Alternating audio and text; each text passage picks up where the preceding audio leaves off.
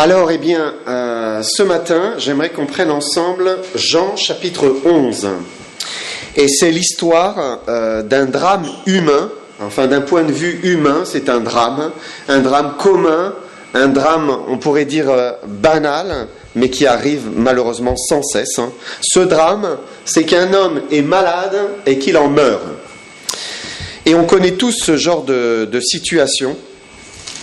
On peut même dire que ça n'échappe à personne ici sur cette terre, parce que le péché a entraîné un jugement sur toute l'humanité, et que la fin de l'homme, c'est la mort, que ce soit par la vieillesse, que ce soit par la maladie, que ce soit par un accident. En fait, personne n'y échappe. Et maintenant, c'est souvent la maladie. Qui n'a pas eu dans sa famille, dans ses proches, dans ses amis, quelqu'un qui décède d'une maladie? Ça arrive tout le temps. Même les enfants de Dieu, chez les enfants de Dieu, ils le connaissent et cela arrive. Et donc c'est ici l'histoire, une histoire qui est triste, mais qui est habituelle et qui concerne tous les hommes. Mais dans ce chapitre de Jean, il y a un dénouement qui est différent.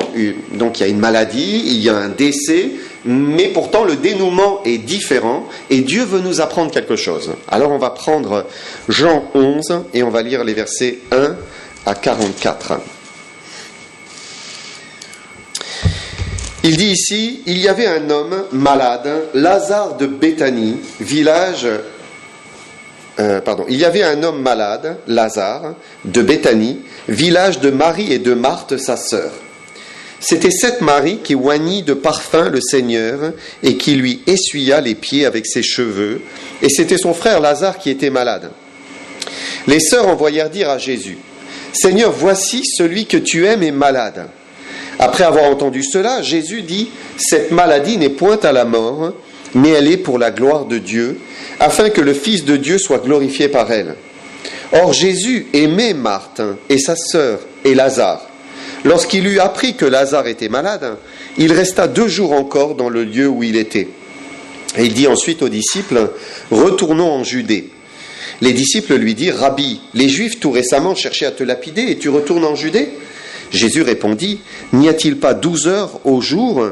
Si quelqu'un marche pendant le jour, il ne bronche point, parce qu'il voit la lumière de ce monde. Mais si quelqu'un marche pendant la nuit, il bronche, parce que la lumière n'est pas en lui. Après ces paroles, il leur dit: Lazare, notre ami, dort, mais je vais le réveiller. Les disciples lui dirent: Seigneur, s'il dort, il sera guéri. Jésus avait parlé de sa mort, mais ils crurent qu'il parlait de l'assoupissement du sommeil. Alors Jésus leur dit ouvertement: Lazare est mort, et à cause de vous, afin que vous croyiez, je me réjouis de ce que je n'étais pas là. Mais allons vers lui. Sur quoi Thomas, appelé Didyme, dit aux autres disciples: allons aussi, afin de mourir avec lui. Jésus, étant arrivé, trouva que Lazare était déjà depuis 4 jours dans le sépulcre. Et comme Béthanie était près de Jérusalem, à 15 stades environ, beaucoup de Juifs étaient venus vers Marthe et Marie pour les consoler de la mort de leur frère. Lorsque Marthe apprit que Jésus arrivait, elle alla au-devant de lui, tandis que Marie se tenait assise à la maison. Marthe dit à Jésus: Seigneur, si tu avais été ici, mon frère ne serait pas mort. Mais maintenant même, je sais que tout ce que tu demanderas à Dieu, Dieu te l'accordera. Jésus lui dit: ton frère ressuscitera. Je sais, lui répondit Marthe, qu'il ressuscitera à la résurrection au dernier jour. Jésus lui dit: je suis la résurrection et la vie. Celui qui croit en moi vivra même s'il meurt. Et quiconque vit et croit en moi ne mourra jamais. Crois-tu cela? Elle lui dit: oui, Seigneur, je crois que tu es le Christ, le Fils de Dieu qui devait venir dans le monde. Ayant ainsi parlé, elle s'en alla. Puis elle appela secrètement Marie, sa sœur, et lui dit: le maître est ici, il te demande. Dès que Marie eut entendu, elle se leva promptement et alla vers lui. Car Jésus n'était pas encore entré dans le village, mais il était dans le lieu où Marthe l'avait rencontré.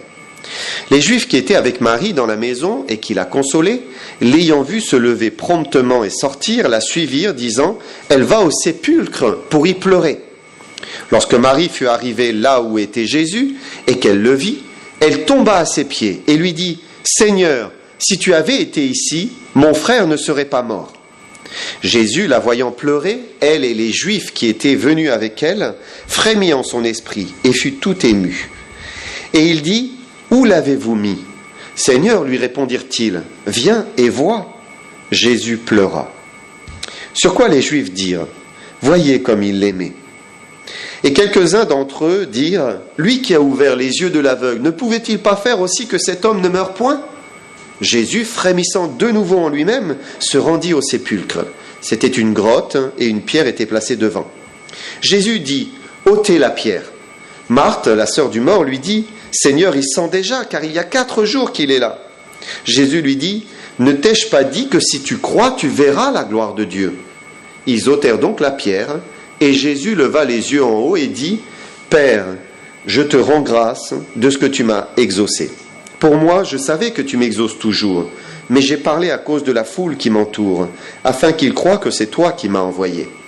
Ayant dit cela, il cria d'une voix forte, Lazare, sors! Et le mort sortit, les pieds et les mains liés de bandes, et le visage enveloppé d'un linge. Jésus leur dit, déliez-le et laissez-le aller. Voilà, je m'arrête ici. Merci Seigneur de bénir ce passage dans nos cœurs.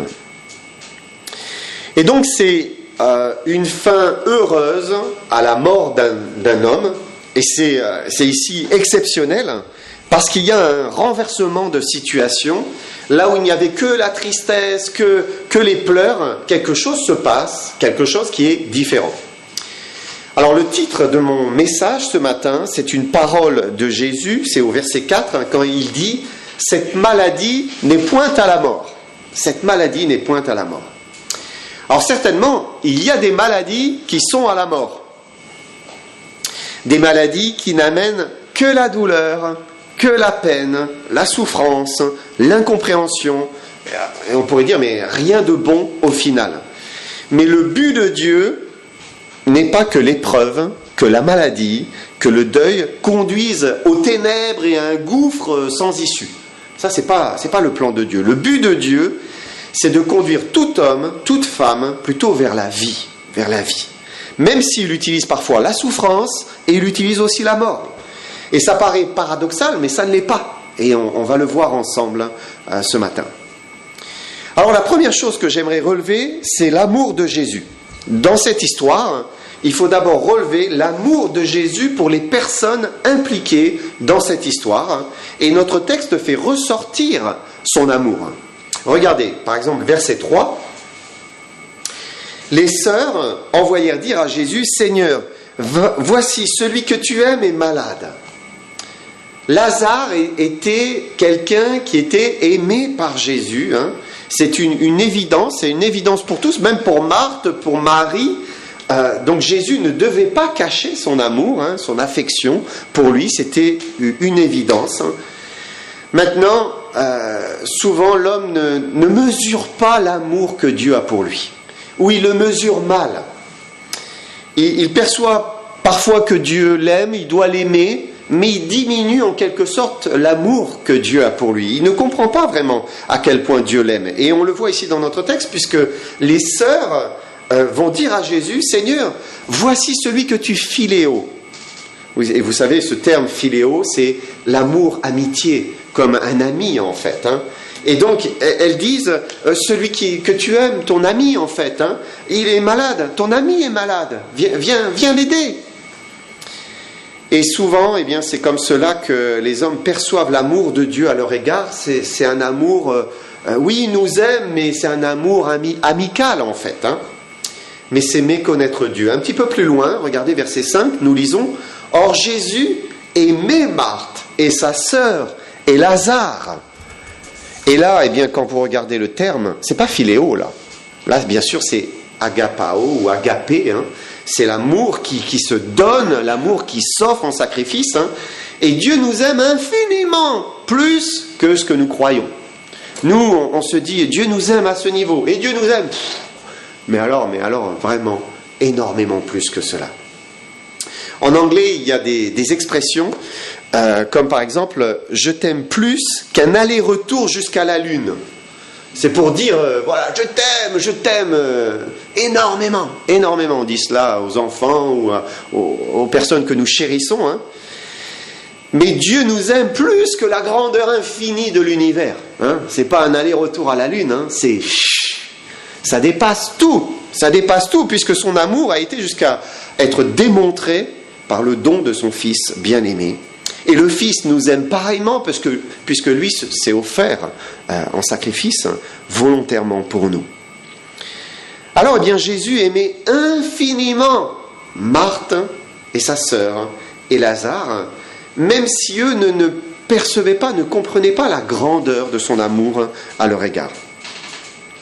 Mais on voit aussi l'amour de Jésus pour eux par quelques petites choses dans notre texte, et notamment, on va relire les versets 20 et 21. Regardez. Lorsque Marthe apprit que Jésus arrivait, elle alla au-devant de lui, tandis que Marie se tenait assise à la maison. Marthe dit à Jésus, « Seigneur, si tu avais été ici, mon frère ne serait pas mort. » Et là, c'est un reproche, hein, ici. C'est un reproche finalement. Marthe adresse un reproche au Seigneur Jésus-Christ parce qu'il est en retard, parce qu'il n'était pas là. Il n'était pas là et voilà, c'est là où on avait le plus besoin de lui. Et il n'était pas là. Si tu avais été ici, il ne serait pas mort. Est-ce que c'est agréable quand quelqu'un nous adresse un reproche? Alors, nous, on est irréprochable souvent, donc ma foi, on peut le vivre encore, hein, mais c'est pas très agréable, hein, parfois c'est dur à avaler, il y a des réactions chez nous, voilà, on essaye de se justifier. Mais Jésus ici, qui est la personne irréprochable, hein, eh bien ne fait pas cas du reproche. Et lui dit plutôt, ton frère ressuscitera. Je sais, Marthe, je sais, mais ton frère va ressusciter. Et c'est une attitude bienveillante, hein, un retour bienveillant. Il voit sa peine, il l'aime. Alors, il ne fait pas cas, hein, de ce qui est dans son cœur. Mais il n'y a pas qu'elle. Regardez versets 31-32. Les Juifs qui étaient avec Marie dans la maison et qui la consolaient, l'ayant vue se lever promptement et sortir, la suivirent, disant « Elle va au sépulcre pour y pleurer. » Lorsque Marie fut arrivée là où était Jésus et qu'elle le vit, elle tomba à ses pieds et lui dit « Seigneur, si tu avais été ici, mon frère ne serait pas mort. » Et même si le ton de Marie exprimait certainement le désespoir, hein, mais c'est encore là une forme de reproche. Si tu, alors, mais tu n'étais pas là. Tu n'étais pas là. Quelle est la réaction de Jésus? Regardez, on va lire versets 33 à 35. Jésus, la voyant pleurer, elle et les Juifs qui étaient avec elle, frémit en son esprit et fut tout ému. Et il dit, où l'avez-vous mis? Seigneur, lui répondirent-ils, viens et vois. Jésus pleura. Jésus pleure avec eux, avec Marie. Pourquoi pleure-t-il? Est-ce qu'il pleure parce que Lazare, qui va ressusciter dans quelques instants, est mort? Eh non, il ne pleure pas parce que Lazare est mort. Eux vont dire, oh, voyez comme il l'aimait. Mais il n'est pas en train de pleurer pour Lazare, il va le ressusciter. Non, il pleure parce que Marie et les Juifs pleurent tous. Et Jésus est serré dans son cœur, il voit la peine, la tristesse, il a compassion, il les aime, il est touché par leur douleur, alors il pleure, comme on pleure avec ceux qui pleurent. Et on voit ici toute son humanité, hein, et tout son amour, il les aime tous, il les aime vraiment d'une manière égale. Mais il va y avoir un troisième reproche. Regardez verset 37. Verset 37. Hein. Et quelques-uns d'entre eux dirent, lui qui a ouvert les yeux de l'aveugle, ne pouvait-il pas faire aussi que cet homme ne meure point? Mais pourquoi il n'a rien fait? Pourquoi il était absent? Pourquoi Dieu a permis que cela arrive? Et est-ce que ce n'est pas là souvent notre attitude? On lui reproche de ne pas agir, ou de ne pas avoir encore agi, de ne pas intervenir, ou de ne pas être encore intervenu. Il est Dieu et il ne fait rien. Voilà, il ne fait rien. Il laisse les choses se faire. Pourquoi? Et il y a des reproches qui peuvent monter dans nos cœurs, des reproches, de la colère, de l'incompréhension. Parfois, c'est clairement exprimé, ça sort. Voilà, c'est sans filtre. Et on le voit. Parfois, c'est caché, c'est secret, c'est tu. Mais c'est là, en nous.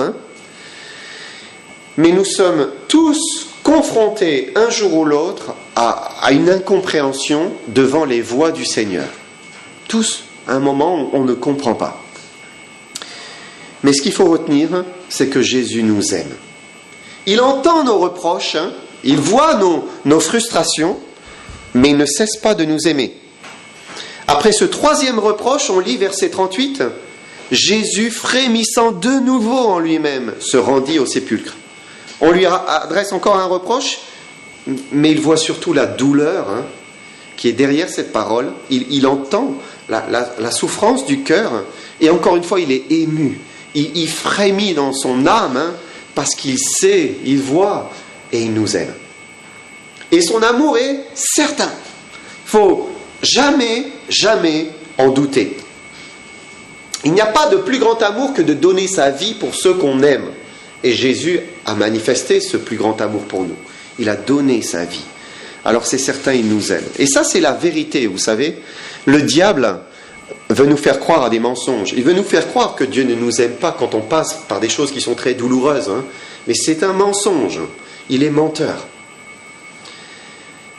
Maintenant, et c'est très important, ce n'est pas parce que Dieu nous aime qu'il ne peut pas nous mettre dans des situations qui sont déroutantes, incompréhensibles et douloureuses même. Quand vous regardez la vie, vous vous penchez sur la vie de Lazare, de Marie, de Marthe. C'était des croyants, et des croyants qui étaient consacrés. Ils aimaient Dieu, ils aimaient leur Seigneur. Vous voyez Marthe, toujours occupée à s'occuper, à servir Jésus, à servir les disciples. Et son service, c'était une offrande, c'était une preuve d'amour. Et Marie, c'était elle qui avait versé du parfum sur les pieds de Jésus. Ce parfum, témoignage aussi de son amour, de sa consécration, elle était offerte. C'est elle aussi qui est aux pieds de Jésus pour l'écouter, attentive à ses paroles. Ils étaient consacrés, ils étaient offerts au Seigneur. Et pourtant, ces deux femmes vont être éprouvées, frappées par la mort de leur frère. Et notre amour pour Dieu ne garantit en rien que nous serons toujours en bonne santé et que nous n'aurons jamais aucun problème. Loin de là. Loin de là. On prie souvent, que tout se passe bien, Seigneur. Que tout se passe bien pour ma journée, que tout se passe bien. Mais ça peut aussi ne pas bien se passer. Et ça ne veut pas dire que Dieu ne nous aime pas, ou qu'il ne nous aime plus, ou qu'il nous abandonne. Pas du tout. Croire cela, c'est croire le diable, c'est croire un mensonge, il est menteur et père du mensonge. Jésus aimait profondément cette famille, et il va les faire passer par cette épreuve douloureuse. Alors je ne sais pas si vous avez entendu ou lu récemment sur une personne qui s'appelle Edward Nelson. Non, ça vous dit quelque chose ? En fait, c'est un frère de 45 ans, père de 4 enfants. En fait, il était le vice-président du CNEF. Donc, il était pasteur à l'église protestante évangélique des Ternes à Paris. Mais il vient de faire une chute de 15 mètres en faisant un peu d'escalade. Donc, à Chamonix, c'était le 14 août. Donc, c'est très récent. Et c'est pas qu'il a pris des risques inconsidérés, il était sur un site débutant jusqu'à confirmé en escalade, mais voilà, il a chuté 15 mètres et il est reparti, maintenant il est parti auprès de son Seigneur. Dieu l'a décidé ainsi, mais quelle douleur, et vous pouvez penser à son épouse, à ses 4 enfants, quelle douleur, seulement 45 ans.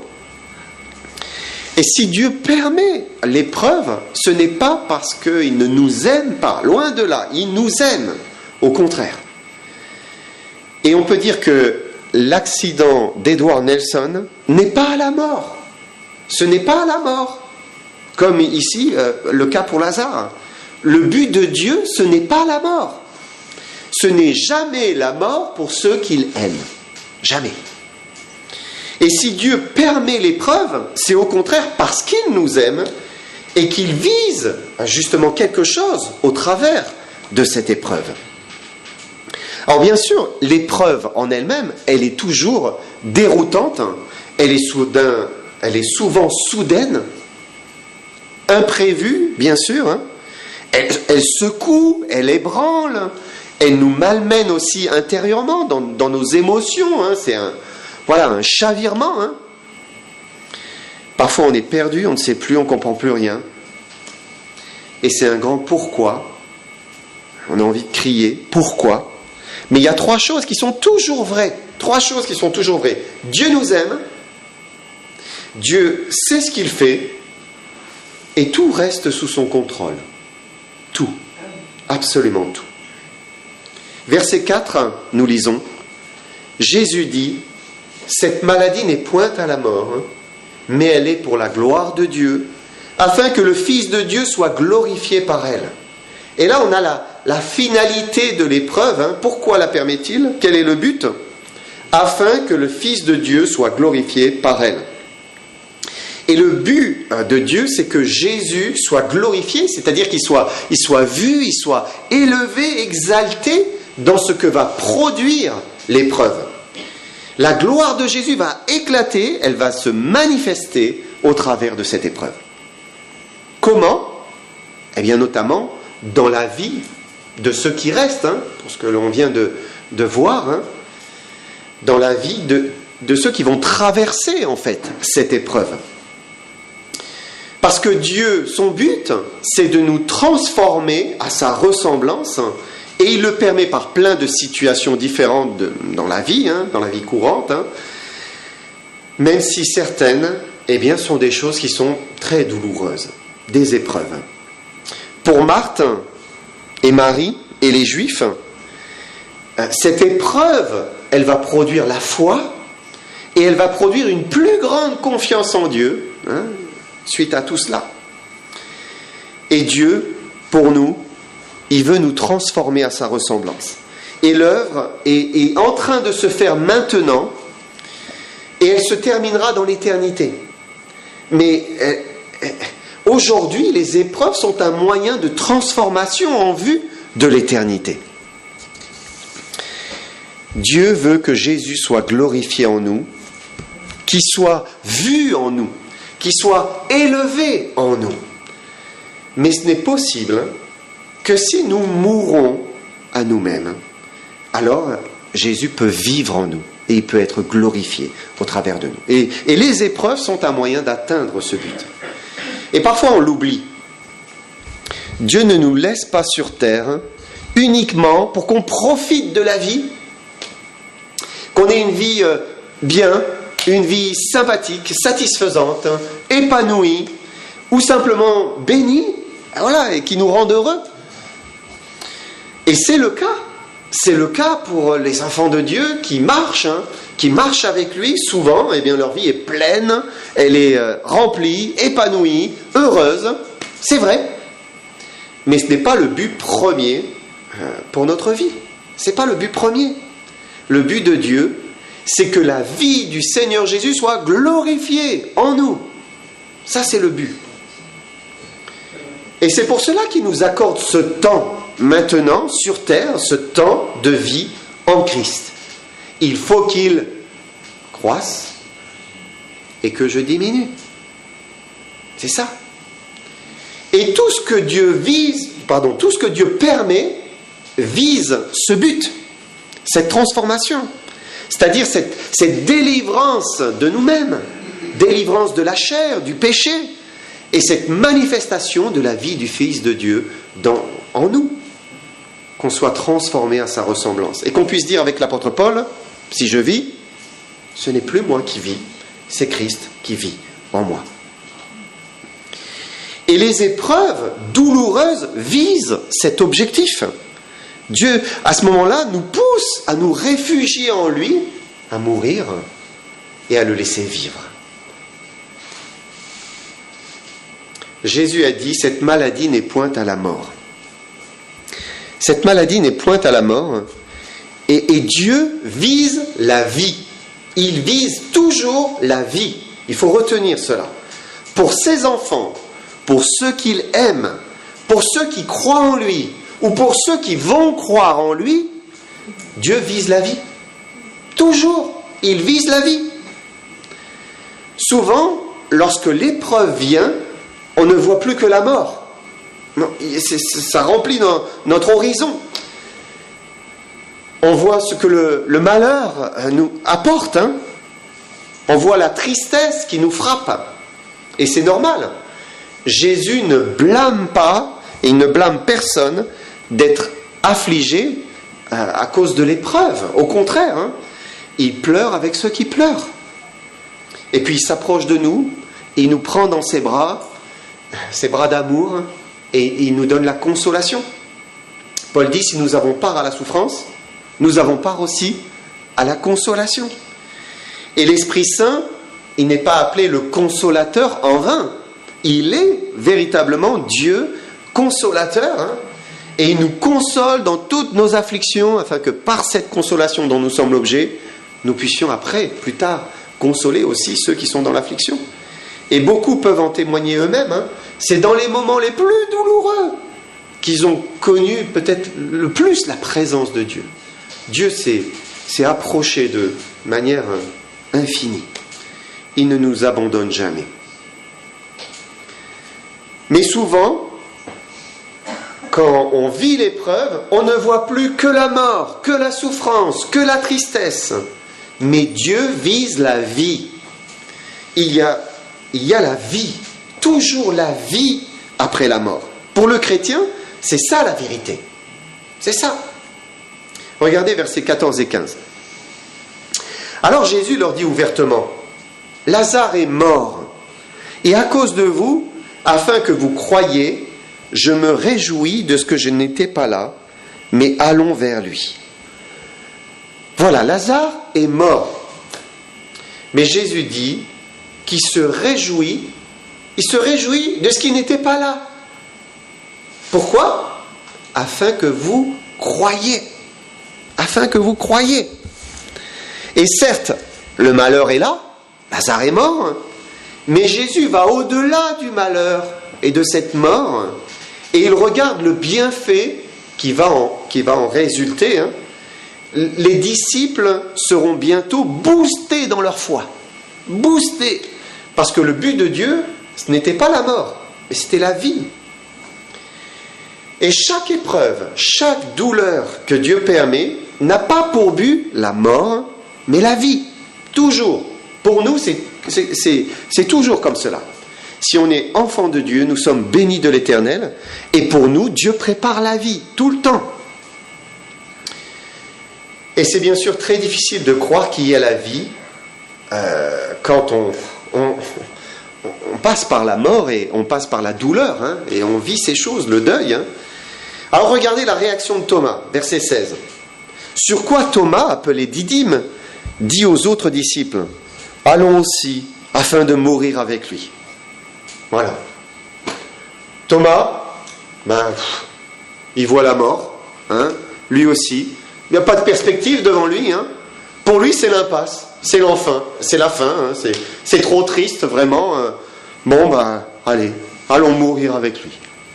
C'est terrible, c'est terrible. Mais Dieu vise la vie.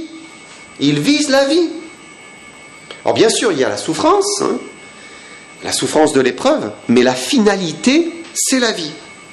Alors Jésus va dire à Marthe, un peu plus loin, on va lire versets 25 et 26, « Je suis la résurrection et la vie. Celui qui croit en moi vivra même s'il meurt. Et quiconque vit et croit en moi ne mourra jamais. Crois-tu cela ? Et il n'y a pas la mort pour le croyant. Il n'y a pas la mort. Il n'y a jamais la mort pour le croyant. C'est ce que dit le texte. On ne devrait jamais parler de la mort. Jamais. D'ailleurs, La Bible parle du sommeil pour les croyants. Hein? Et même juste avant Jésus, il a dit Lazare dort. Puis après, comme les disciples ne comprenaient pas, il a dû leur dire il est mort. Mais en vérité, il n'y a pas la mort pour les croyants. On dort, c'est tout. Le texte qui était inscrit, qui avait été choisi pour le culte, c'est « Je suis le Dieu d'Abraham, le Dieu d'Isaac, le Dieu de Jacob ». Dieu n'est pas le Dieu des morts, mais des vivants.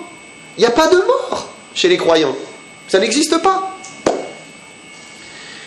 Et dans notre passage, c'est ce qu'il dit, versets 25 et 26. Il dit « Celui qui croit en moi vivra même s'il meurt, et quiconque vit et croit en moi ne mourra jamais. » Crois-tu cela? Et celui qui croit en Jésus ne meurt jamais. Si vous croyez en Jésus, vous ne mourrez jamais. Jamais. La vie, c'est toujours la vie qu'il vise. Bien sûr, le corps, il se décompose, c'est certain. Mais ce qui compte, c'est la réalité de la vie, de l'esprit, de l'âme d'une personne.